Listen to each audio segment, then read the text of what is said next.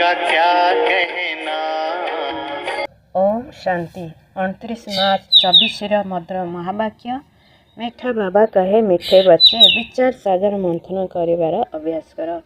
एकांतरे बसी सकाळु सकाळु विचार सागर मंथन करिवा द्वारा अनेक नुआ नुआ पॉइंट सबु बुद्धि को आसीबो।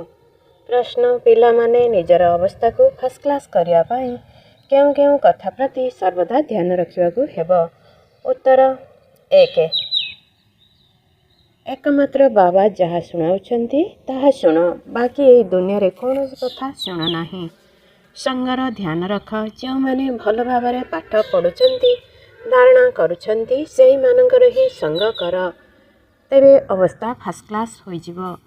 केतेक संतान मानकर अवस्था को देखी बाबा भितर विचार आसुची जे ड्रामार किछि परिवर्तन होई जाऊ, किंतु पुणी कहउछंती या मध्य राजधानी स्थापना हेउछि। ओम शांति। एकमात्र बेहेदर बाबा बेहेदर संतान मानक बसी बुझाउछंती अथवा पाठ पढ़ाउछंती। बाकी मनुष्य माने जहाँ पढ़ुछंती शुणिछंती ताहा तुम मानकर शुणिबा पढ़िबार आवश्यकता नाही, कारण एकथा बुझीगलणी जे यह एकमात्र ईश्वरीय पाठपढ़ा जहाँ वर्तमान तुम मानक पढ़िबाकू पड़िबो। तुम मानक एकमात्र भगवान ठारू ही पढ़िबाकू पड़िबो। बाबा जहाँ पढ़ाइबे शिखाइबे मौखिक पढ़ाक पड़ो। से माने तो अनेक प्रकार बही लिखुंट जहाँ सारा दुनिया पढ़ुची, केते ढेर बही पढ़ुथिबे, केवल तुम्हें संतान मान ही कहूच जनक ठारू शुण एवं ताहा अन्य मानकू शुणाओ, कारण तांका ठारू जहाँ शुणिब सेइथिरे ही कल्याण रही।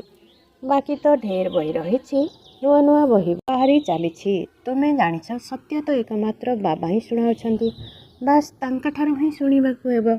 बाबा पिला मानक बहुत अल्प बुझाउछंती, ताको विस्तार भाव में बुझाई पुणी भी गोटे कथा को आसी जाउछंती। जदियो बाबा मनमना भाव अक्षर सठिक कहउछंती, किंतु बाबा यही शब्द कही नाती।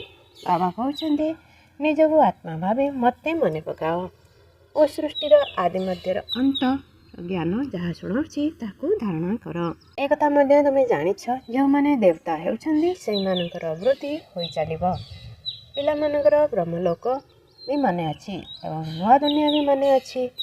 प्रथम कथा है सर्वोच्च एकमात्र बाबा ही अटंती, तापरे नुआ दुनिया जो ठारे लक्ष्मी नारायण राजत्व करेंगे यही चित्र निश्चिंत आवश्यक। तेरे बाकी स्मृति चिन्ह रही जाइए। गोटे चित्र अच्छी रामंकर मध्य चित्र अच्छी, किंतु राम राज्य को स्वर्ग कहजिबो नहीं, ता आंशिक स्वर्ग अटे।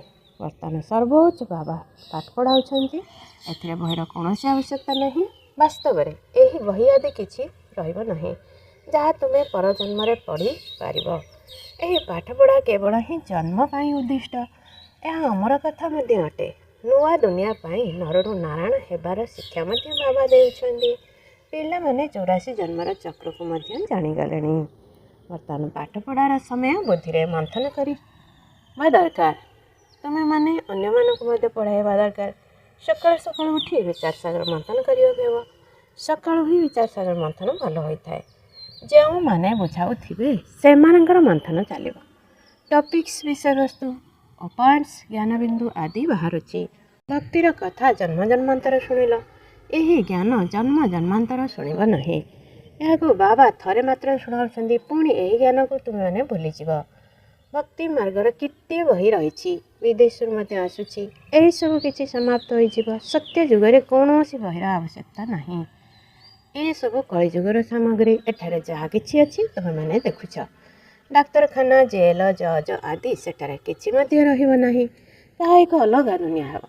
दुनिया तो रहिबो, किंतु नुआ एवं पुराणार फरक निश्चिंत रहिबो ना। ताकू स्वर्ग कहजिबो। सेही पुराणा दुनिया पुणी नरक होइजिबो। मुख द्वारा कहउछंती अमुक स्वर्गवासी हैला। सन्यासी मानक निमंते कहउछंती ब्रह्मरे लीन होइगले, निर्वाण को प्राप्त कले, किंतु वास्तव में निर्वाण को कहीं भी प्राप्त करती नहीं। तुमने जानिछ यही रुद्रमाला किपरि तैयारी होइछि। मालार रहस्य को मध्य पिला माने जानिछंती। पाठ पढ़ार क्रम अनुसार ही मालारे गुंथा हेबे। प्रथमे निश्चय रहिबा दरकार। यह ईश्वरीय पाठपढ़ा अटे। सी सुप्रीम पिता और शिक्षक मध्य अटंती। तुम मानक बुद्धि रे जो ज्ञान रही अन्य मानक हेबाकू पड़िबो। निज सदृश करबाकू हेबो। ବିଚାର ସାଗର ମନ୍ଥନ କରିବାକୁ ପଡ଼ିବ। ଖବରକାଗଜ ମଧ୍ୟ ସକାଳୁ ସକାଳୁ ବାହାରିଥାଏ। ଏହା ତ ସାଧାରଣ କଥା। ଏଇ ଗୋଟିଏ ଗୋଟିଏ ମହାବାକ୍ୟ ଲକ୍ଷ ଲକ୍ଷ ଟଙ୍କାର ଅଟେ। କେହି ଭଲ ଭାବରେ ବୁଝୁଛନ୍ତି, କେହି କମ୍ ବୁଝୁଛନ୍ତି। ବୁଝିବା ଓ ବୁଝାଇବା ଅନୁସାରେ ହିଁ ନୂଆ ଦୁନିଆର ପଦ ମିଳିବ। ବିଚାର ସାଗର ମନ୍ଥନ କରିବା ନିମନ୍ତେ ବହୁତ ଏକାନ୍ତ ଆବଶ୍ୟକ। ରାମତୀର୍ଥଙ୍କ ବିଷୟରେ କୁହାଯାଏ, ଯେତେବେଳେ ଲେଖୁଥିଲେ ଚେଲାକୁ କହୁଥିଲେ 2 ମାଇଲ ଦୂରକୁ ଚାଲିଯାଅ, ନଚେତ୍ ଭାଇବ୍ରେସନ୍ ଆସିବ। ତୁମେମାନେ ବର୍ତ୍ତମାନ ସମ୍ପୂର୍ଣ୍ଣ ହେବାକୁ ଯାଉଛ। ସାରା ଦୁନିଆର ବୁଦ୍ଧି ତ୍ରୁଟିଯିବ। ତୁମେ ଏହି ପାଠପଢ଼ା ଦ୍ୱାରା ଲକ୍ଷ୍ମୀ ନାରାୟଣ ହେବ। ତେଣୁ ଏହି ପାଠପଢ଼ା କେତେ ଉଚ୍ଚ, କିନ୍ତୁ ଏଠାରେ କାହାକୁ କ୍ରମାନୁସାରେ ବସାଇ ପାରିବା ନାହିଁ। ପଛରେ ବସି ଚେତା ବୁଡ଼ିଯିବ। ବ୍ୟର୍ଥ ସଂକଳ୍ପ ଚଲାଇ ବାୟୁମଣ୍ଡଳ ଖରାପ କରିବେ। କିନ୍ତୁ ନିୟମ କହୁଛି କ୍ରମାନୁସାରେ ବସାଇବା ଉଚିତ। ଏହି ସବୁ କଥାକୁ ଗୁଡ଼ ଜାଣେ, ଗୁଡ଼ ମାଠିଆ ଜାଣେ। ଅର୍ଥାତ୍ ଶିବ ବାବା ଜାଣିଛନ୍ତି ବା ବ୍ରହ୍ମା ବାବା ଜାଣନ୍ତି। ଏହା ବହୁତ ଉଚ୍ଚ ଜ୍ଞାନ ଅଟେ।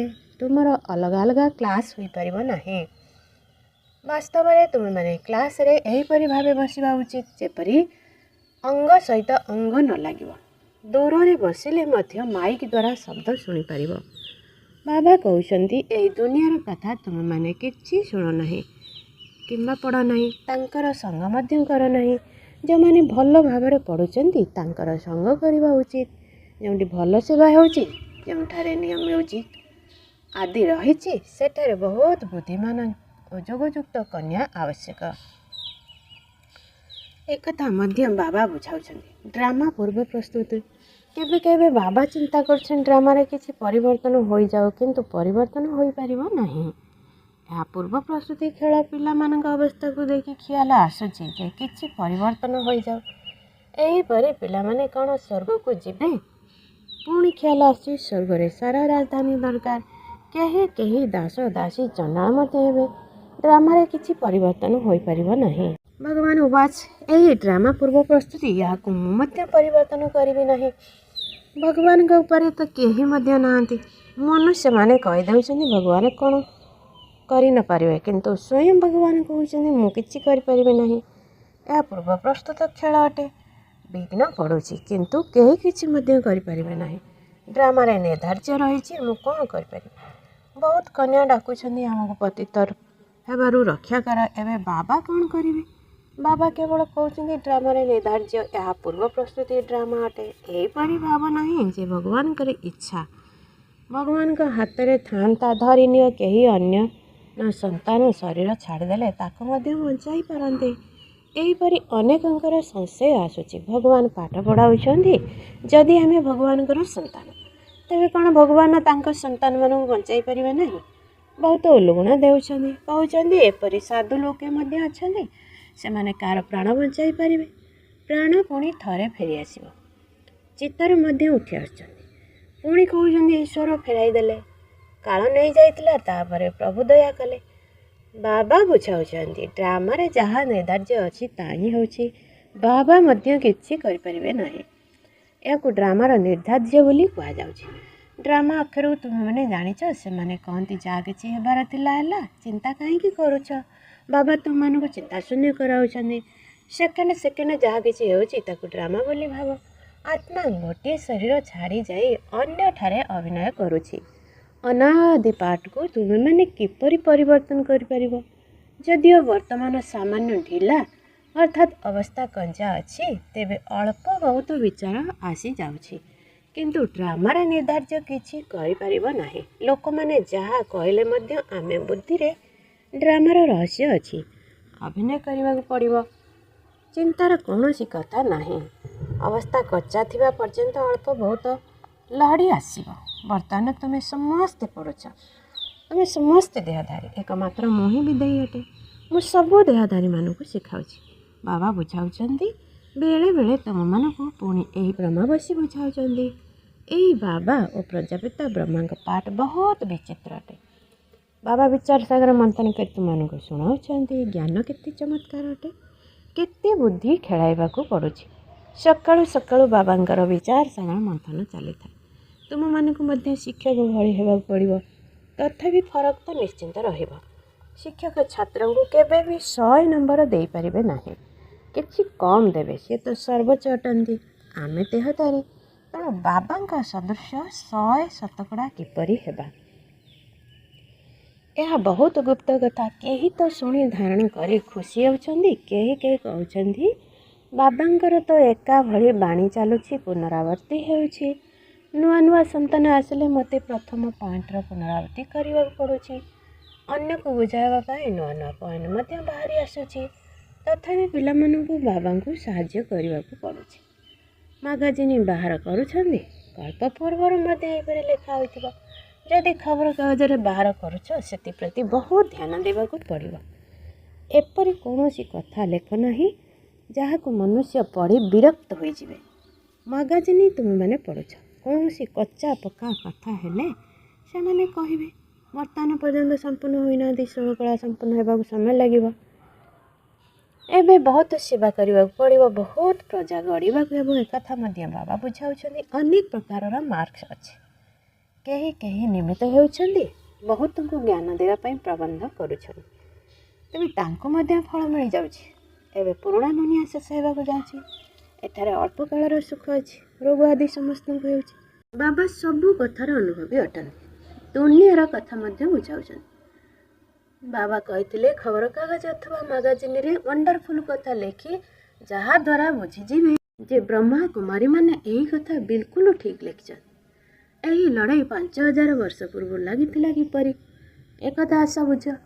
ତୁମର ନାମ ମଧ୍ୟ ପ୍ରସିଦ୍ଧ ହୋଇଯିବ, ଲୋକମାନେ ମଧ୍ୟ ଶୁଣି ଖୁସି ହେବେ। ଏହା ବହୁତ ବଡ଼ କଥା ଅଟେ। କିନ୍ତୁ କାହାର ବୁଦ୍ଧିରେ ରହିଲେ ତ ଯାହା ଲେଖୁଛନ୍ତି ତାକୁ ପୁଣି ବୁଝାଇବାକୁ ମଧ୍ୟ ହେବ। ବୁଝାଇ ପାରୁନାହାନ୍ତି, ସେଥିପାଇଁ ଲେଖୁ ମଧ୍ୟ ନାହାନ୍ତି।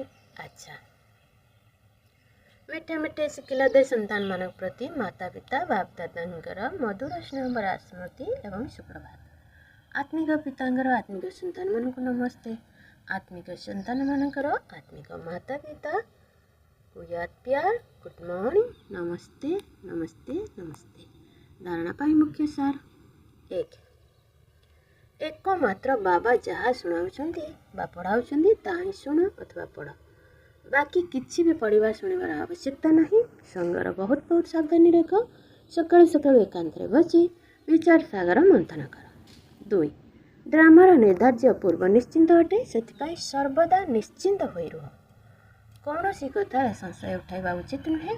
ଲୋକମାନେ ଯାହା ବି କୁହନ୍ତୁ, କିନ୍ତୁ ତୁମେ ଡ୍ରାମାର ଜ୍ଞାନ ଉପରେ ଅଟଳ ରୁହ। ବର୍ତ୍ତମାନ ଅଧିକାରୀ ଆତ୍ମା ହୋଇ ସର୍ବଶକ୍ତିକୁ କାର୍ଯ୍ୟରେ ଲଗାଉଥିବା ମାଷ୍ଟର ସର୍ବଶକ୍ତିମାନ ବାବା। ସର୍ବଶକ୍ତିମାନ ବାବାଙ୍କ ଦ୍ୱାରା ଯେଉଁ ସର୍ବଶକ୍ତି ଗୁଡ଼ିକ ତୁମମାନଙ୍କୁ ପ୍ରାପ୍ତ ହୋଇଛି, ସେଗୁଡ଼ିକ ଯେଉଁ ଭଳି ପରିସ୍ଥିତି, ଯେପରି ସମୟରେ, ଯେଉଁ ବିଧିରେ ତୁମେ କାର୍ଯ୍ୟରେ ଲଗାଇବାକୁ ଚାହିଁବ, ସେହି ରୂପରେ ହିଁ ଏହି ଶକ୍ତି ଗୁଡ଼ିକ ସହଯୋଗୀ ହୋଇପାରିବେ। ଏହି ଶକ୍ତି ଗୁଡ଼ିକ ବା ପ୍ରଭୁଙ୍କର ବରଦାନକୁ ଯେଉଁ ରୂପରେ ଚାହିଁବ, ସେହି ରୂପରେ ଧାରଣ କରାଇପାରିବ। ଏବେ ଶୀତଳତା ରୂପରେ, ଏବେ ଜଳାଇବାର ରୂପରେ ମଧ୍ୟ ବ୍ୟବହାର କରିପାରିବ। ଏବେ ଶୀତଳତା ରୂପରେ, ଏବେ ଜଳାଇବାର ରୂପରେ ମଧ୍ୟ ବ୍ୟବହାର କରିପାରିବ। କେବଳ ସମୟ ଅନୁସାରେ କାର୍ଯ୍ୟରେ ଲଗାଇବାର ଅଧିକାରୀ ହୋଇଯା, ଅର୍ଥାତ୍ କ୍ଷମତାକୁ ଧାରଣ କର। ଏହି ସର୍ବଶକ୍ତି ଗୁଡ଼ିକ ତ ତୁମ ଭଳି ମାଷ୍ଟର ସର୍ବଶକ୍ତିମାନ ପିଲାଙ୍କର ସେବାଧାରୀ ଅଟନ୍ତି। ସ୍ଲୋଗାନ ସ୍ୱପୁରୁଷାର୍ଥରେ ବା ବିଶ୍ୱ କଲ୍ୟାଣ କାର୍ଯ୍ୟରେ ଯେଉଁଠି ସାହସ ଅଛି, ସେଠାରେ ସଫଳତା ସୁନିଶ୍ଚିତ ଅଟେ। ଓମ୍ ଶାନ୍ତି। हमने प्यार वो पाया जो दुनिया पा नहीं सकती। ଆଜି ମୋର ରୁଟିନ୍ ସମାନ ମୋ ମାଷ୍ଟର ସର୍ବଶକ୍ତିମାନ ଆତ୍ମା ଅଟେ, ମୋ ସ୍ୱପୁରୁଷାର୍ଥୀ ଅଟେ, ମୋ ସଫଳତା ମୂଳକ ଆତ୍ମା ଅଟେ।